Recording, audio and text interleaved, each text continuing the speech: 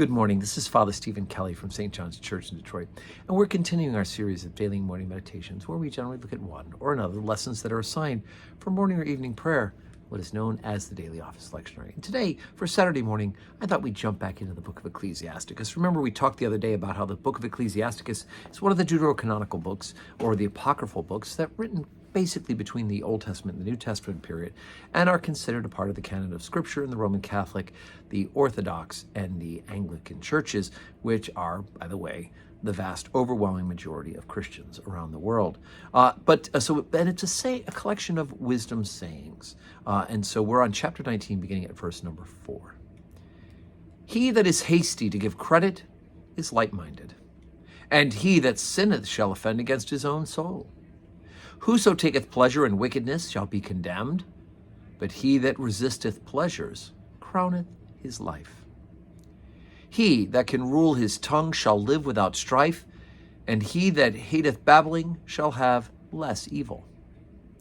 Rehearse not unto another that which is told unto thee, and thou shalt fare never the worse.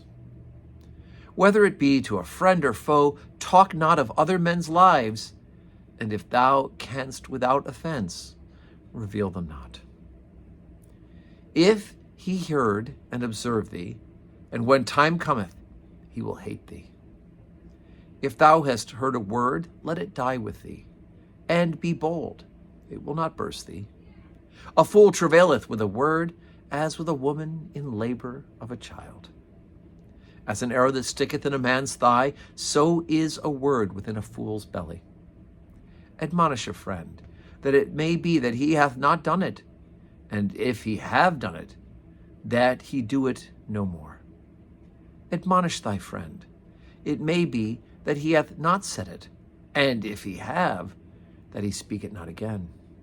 Admonish a friend, for many times it is a slander, and believe not every tale.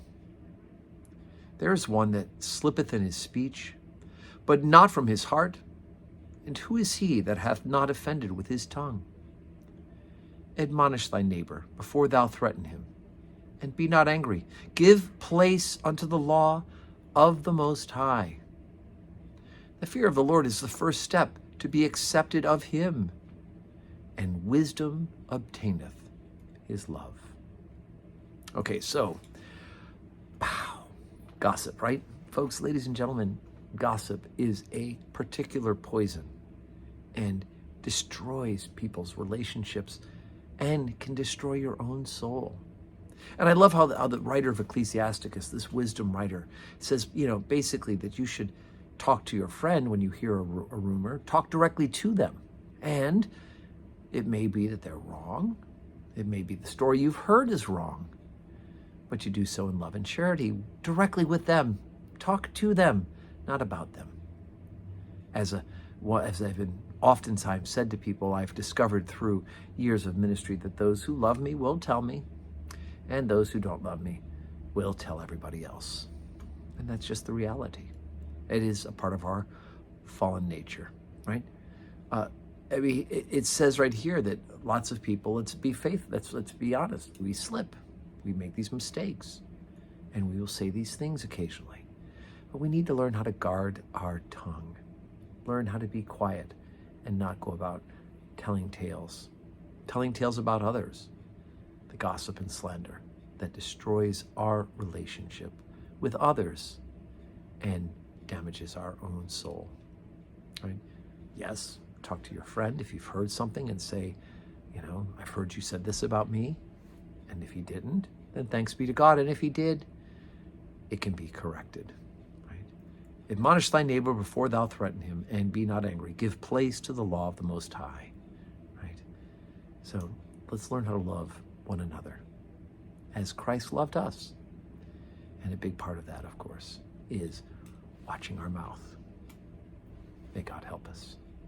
Today's Saturday, which means we gather tomorrow for worship. Today we are having from 10 to 3 our sale once again, the Trash to Treasure sale.